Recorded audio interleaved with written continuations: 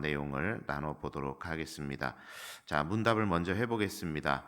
두 번째 강구에서 우리는 무엇을 위해 기도합니까?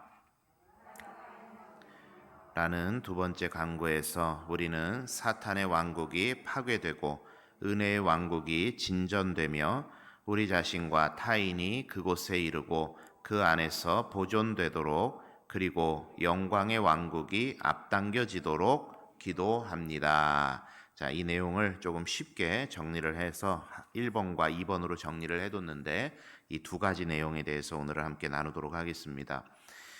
첫 번째의 주기도문에서 간구해야 되는 것은 하나님의 영광을 위한 기도를 드려야 된다.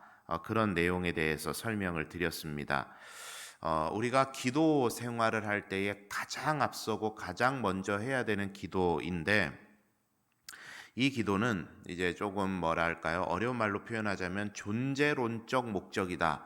이렇게 표현을 해볼 수가 있을 것 같아요. 너나 나나 할 것 없이 누구나 다 존재하는 인간, 그리스도인인 즉 반드시 하나님의 영광을 위한 것이 가장 앞서야 된다라고 이야기를 할 수 있겠고, 오늘은 이제 두 번째 강구에 대해서 이야기를 하는데, 이 두 번째 강구의 내용은 우리 각자에게 주신 미션이라 그럴까요? 사명에 관한 이야기입니다.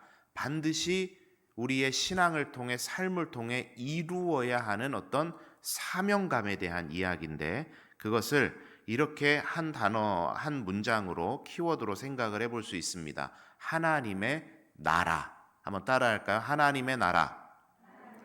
예, 이 하나님의 나라라는 키워드로 오늘 내용을 정리를 해볼 수가 있습니다.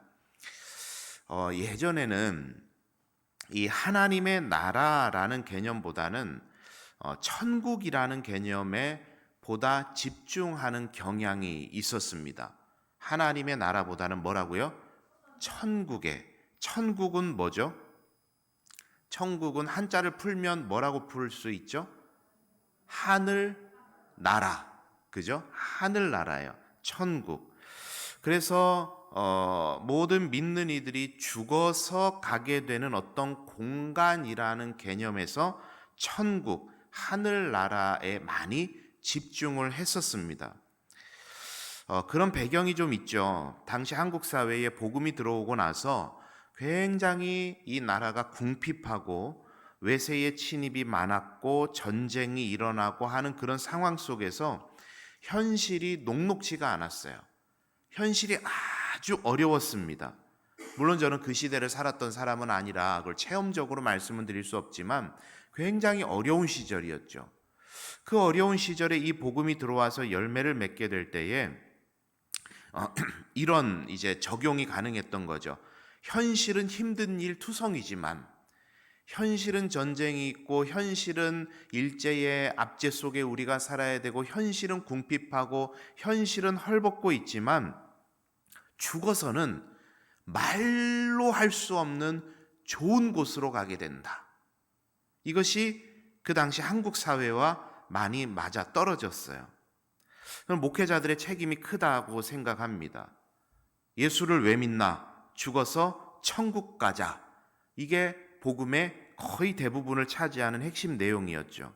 그게 당시 한국 사회에도 맞았고, 그래서 사실 세계교회의 유례가 없을 정도로, 세계교회사에 보고가 될 정도로 어마어마한 급성장을 한국교회가 이루게 된 거예요. 그런 것들이 좀 맞아 떨어졌어요.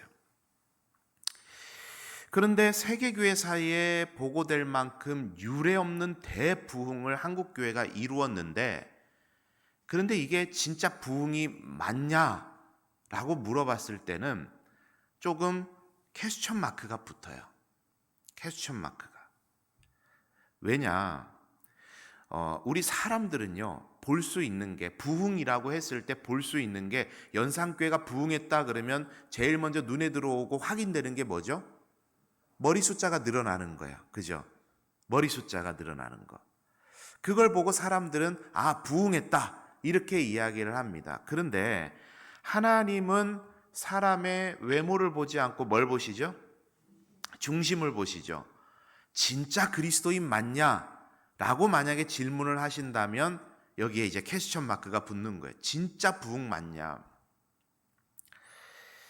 그래서 아까 말씀드렸죠. 세계교회 사이에 유례가 없을 정도로 대부흥을 이루었는데 세계교회사에서 찾아볼 수 없을 만큼 급 하락을 하는 게 한국교회예요.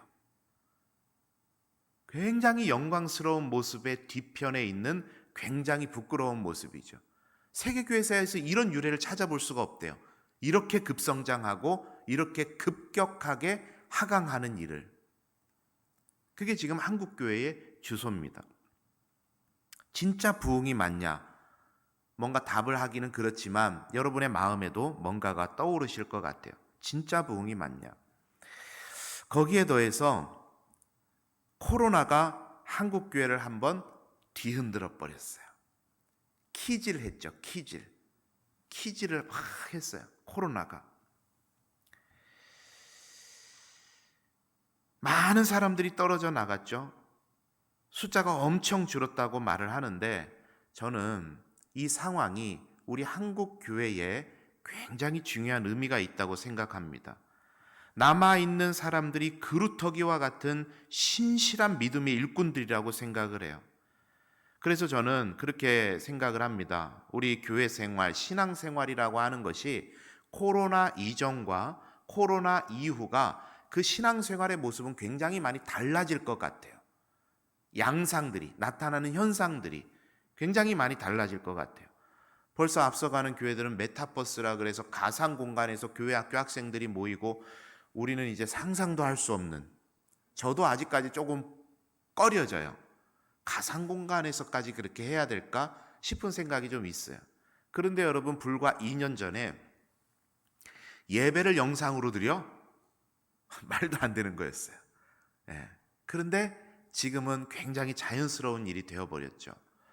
그러니까 이 신앙생활의 모습이라는 것은 코로나 이전과 코로나 이후가 상당히 달라질 것 같은데 저는 기대하는 게 뭐냐면 이 코로나로 인한 한국교회의 키질 이후에 정말 건강한 그리스도인들이 모여서 다시 한번 하나님께서 한국교회의 사도행전을 써내려갈 것이다.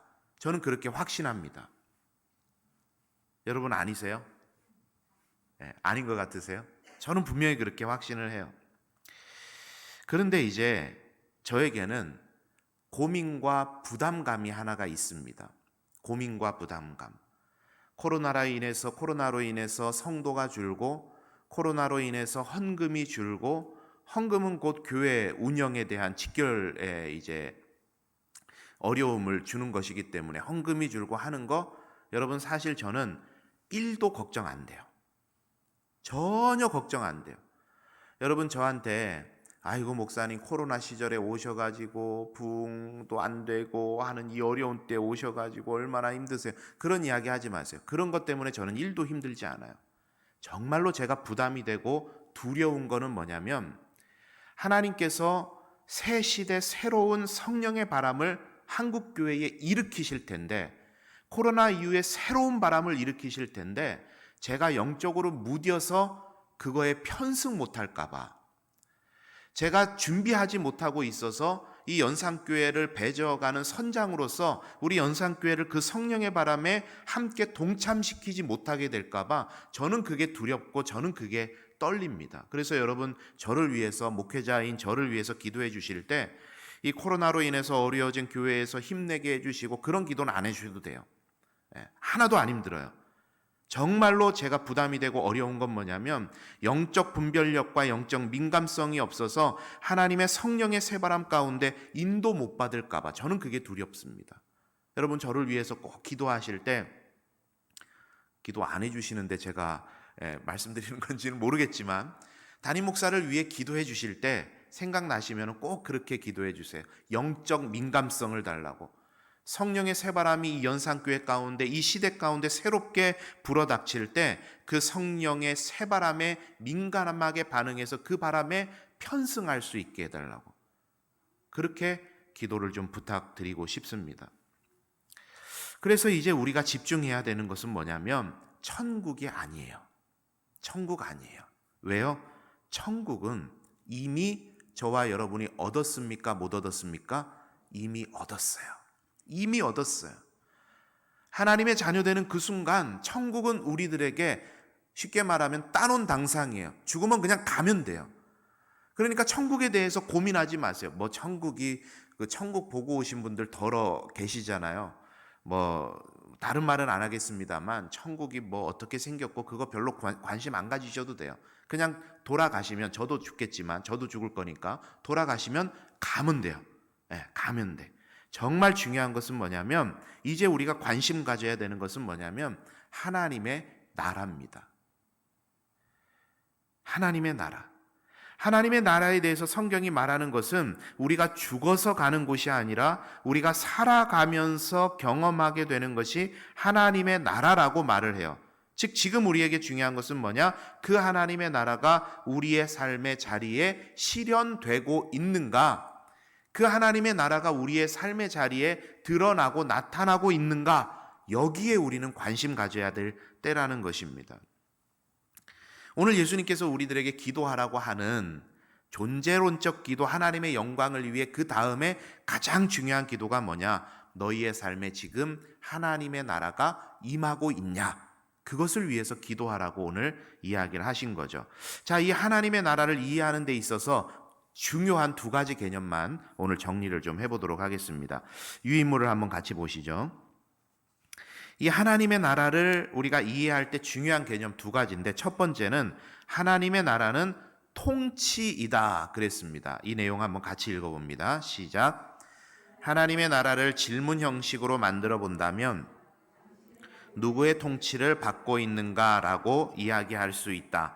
우리는 이 땅을 살아가는 동안 하나님의 통치를 받기 위해 기도하며 노력해야 하고, 이러한 하나님의 통치가 완전하게 이루어진 천국에 대한 소망을 가지고 살아야 한다. 자, 첫 번째, 하나님의 나라는 뭐와 관계가 있다고요? 뭐라고요? 통치와 관계가 있다. 통치입니다. 예수님께서 이런 말씀을 하세요. 누가복음 17장 20절 21절에 보니까 바리새인들이 하나님의 나라가 어느 때에 임하나이까 묻거늘 예수께서 대답하여 이르시되 하나님의 나라는 볼 수 있게 임하는 것이 아니요 또 여기 있다 저기 있다고도 못하리니 하나님의 나라는 누구 안에 있느니라? 너희 안에 있느니라. 이렇게 말씀을 하시죠.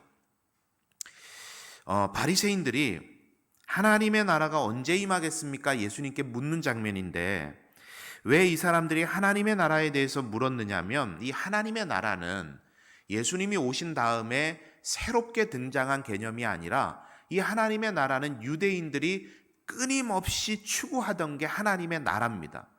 신약에 새롭게 등장한 게 아니에요.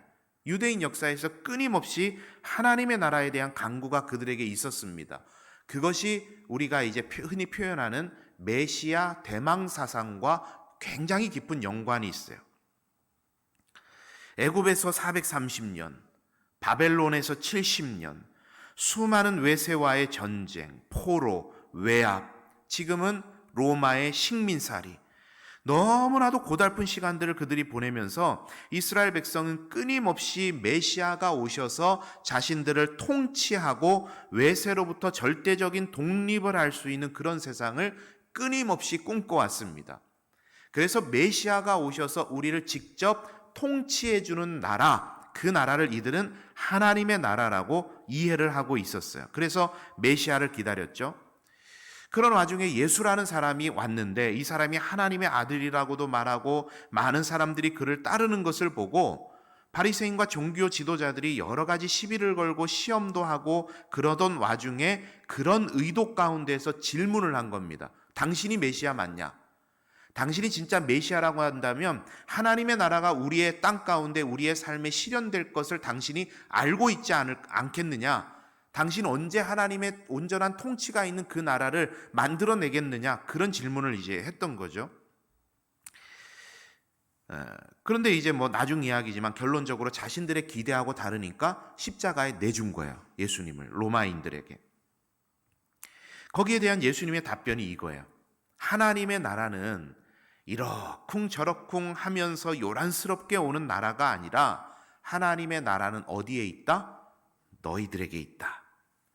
하나님의 나라라는 것은 무력으로 다른 세력을 짓밟고 일어나서 누구는 통치하고 누구는 통치를 받으면서 통치하는 사람은 할렐루야 하나님의 나라가 임했습니다. 메시아의 통치가 완성되었습니다. 할렐루야 하고, 통치를 받는 사람들은 메시아의 통치는 도대체 언제 오는 겁니까? 메시아여 어서 오시옵소서, 이렇게 하는 상대적인 나라가 아니라, 누구는 통치하고 누구는 통치를 받는 그런 나라가 아니라, 그런 불완전하고 상대적인 나라가 아니라 이미 하나님의 통치를 받고 있는 믿는 자들 안에 임해 있는, 그리고 임재하는 나라라고 설명을 하신 거예요.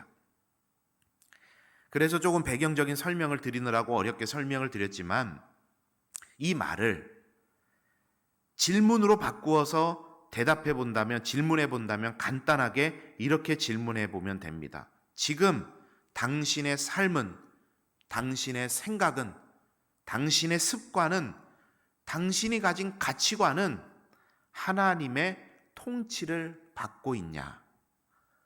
아니면 다른 무엇의 통치를 받고 있냐? 이 질문으로 바꾸어 보면 정확합니다. 여러분, 우리는 한국 땅에 살고 있어요. 한국 땅에 살고 있으면서 저 북한에 있는 김정은을 찬양하고 북한 정부의 여러 가지 정책에 막 동조하면서 이 한국 사회에서 목소리를 낸다면 어떻게 되죠? 안 돼요. 그죠? 국가보안법이 아직도 있나요? 어쨌든 국가보안법 뭐 이런 거에 걸릴 겁니다.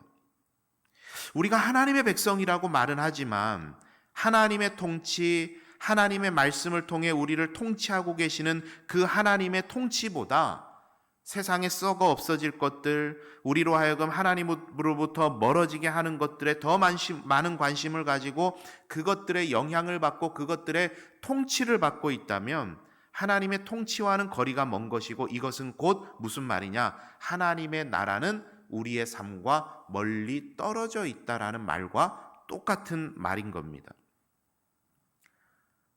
그것을 우리들에게 제시해 주는 게 하나님 말씀이죠. 빌립보서 2장 12절에 보니까 모든 일을 원망과 시비가 없이 하라, 우리에게 말씀하세요.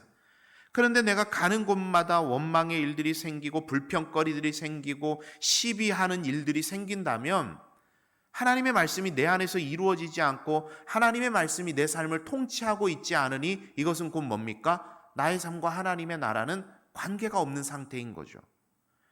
마태복음 16장 6절에 보니까, 18장 6절에 보니까 누구든지 나를 믿는 이 작은 자 중에 하나를 실족하게 하면 차라리 연자맷돌을 그 목에 달려서 깊은 바다에 빠지는 게 낫다 했는데, 내가 가는 곳마다 사람이 상처받고 내 말 때문에 사람이 실족하고 내 말 때문에, 내 행동 때문에 사람이 믿음을 저버리고 하는 일들이 있다라고 한다면 하나님의 통치가 안 이루어지고 있는 거죠, 우리의 삶에. 디모데전서 6장 10절은 말합니다. 돈을 사랑함이 일만하게 뿌리가 된다 그랬는데 여전히 내 인생이 돌아보니 오직 돈 하고 쫓아다니고 있다면 하나님의 통치가 나에게 지금 이루어지지 않는 거예요. 하나님의 나라하고는 거리가 먼 거죠.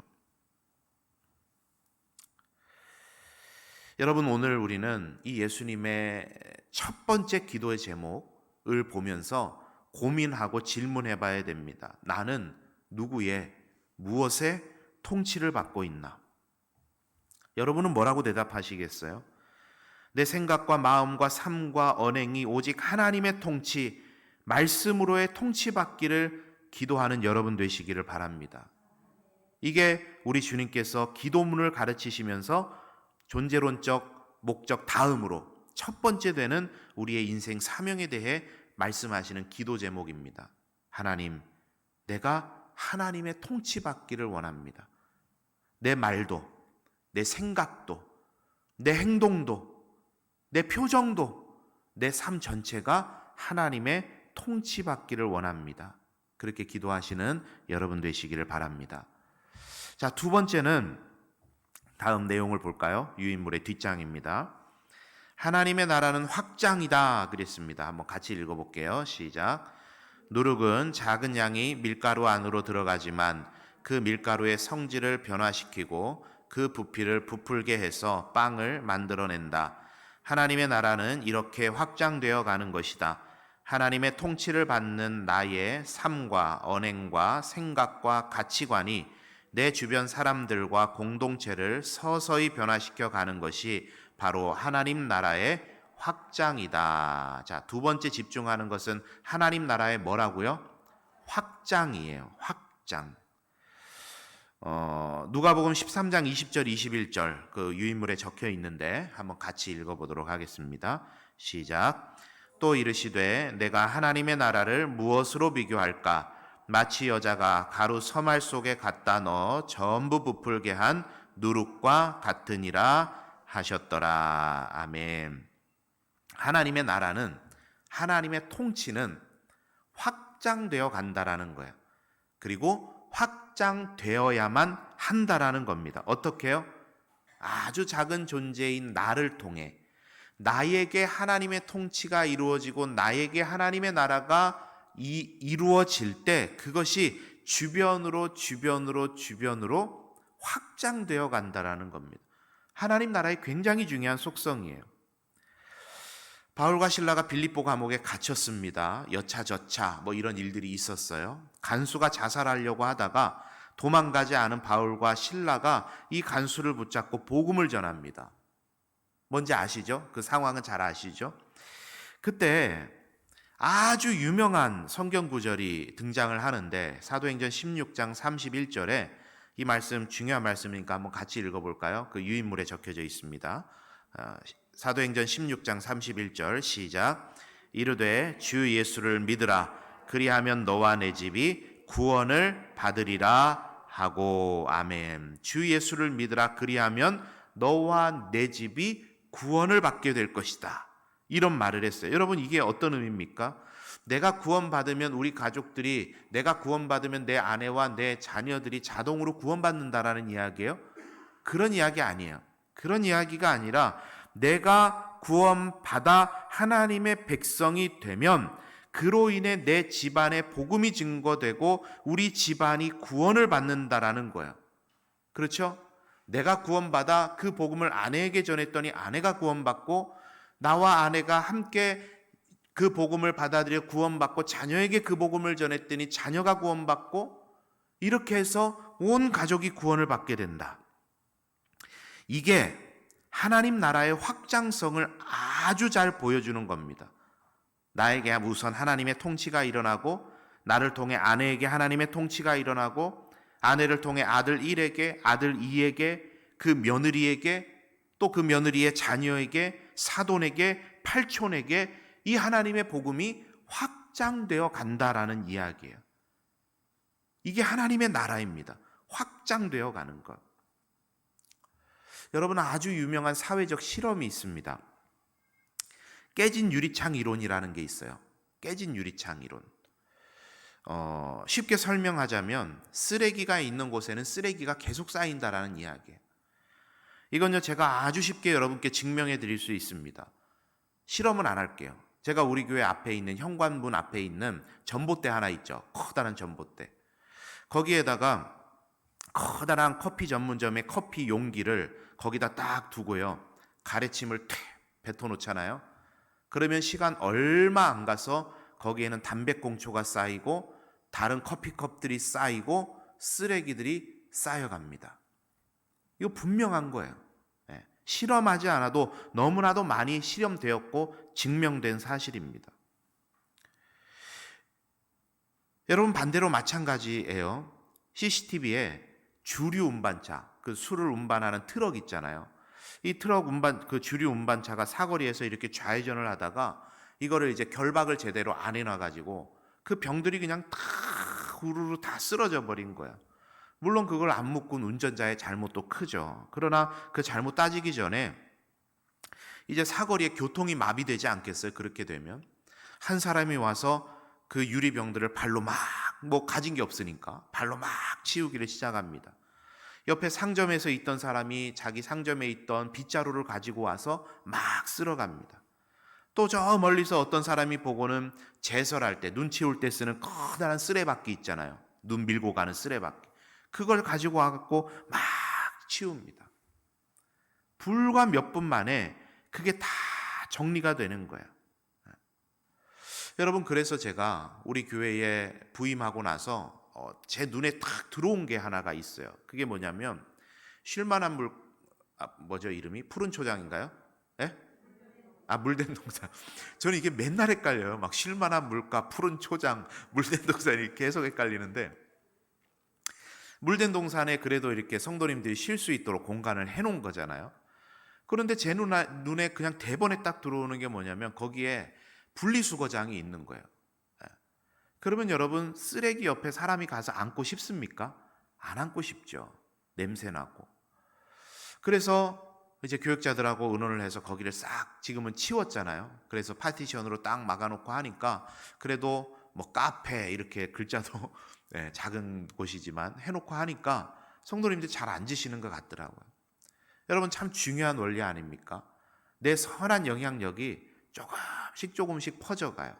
거기에 죄가 모여 있으면 죄가 계속 달라붙어요. 하나님의 통치와 하나님의 나라가 있으면 그런 사람들이 계속 붙기를 시작하는 겁니다. 이게 하나님의 통치, 그리고 그 하나님 나라의 확장성인 겁니다. 내가 살고 내 옆에 있는 사람이 살고 이를 통해 공동체가 살아나게 되는 것이죠. 이것을 위해서 기도하라고 우리 주님 말씀하시는 거예요. 첫째는 내가 하나님의 통치 아래 머무르도록 기도하고, 둘째는 하나님의 통치가 나를 통해서, 우리 가정을 통해서, 우리 교회를 통해서 확장되게 해달라고 기도하라고 우리 주님께서 오늘 주기도문을 통해서 우리에게 명령하시는 겁니다. 우리 사랑하는 성도님들, 말씀을 마무리하겠습니다. 오늘도 우리가 기도할 때 첫째 기도해야 될 것은 하나님의 통치 내가 받도록, 내가 하나님의 통치를 받는 사람 되도록 기도하시고, 둘째로는 그 확장시키는 사명, 나를 통해 가족이 하나님 나라 되고, 내 가족을 통해 이웃이 하나님 나라 되고, 이웃을 통해 이 지역사회가 하나님 나라 되고, 연상교회를 통해 이 부산과 나라와 전 세계가 주의 나라가 되는, 하나님 나라가 되는 그런 일을 우리를 통해 이루어 달라고, 통치와 확장, 이 두 가지를 생각하시면서 기도하셔서 오늘 이 저녁에도 응답받으시는 여러분의 기도의 자리 다 되시기를 바랍니다. 우리 함께 찬양하고 기도하도록 하겠습니다.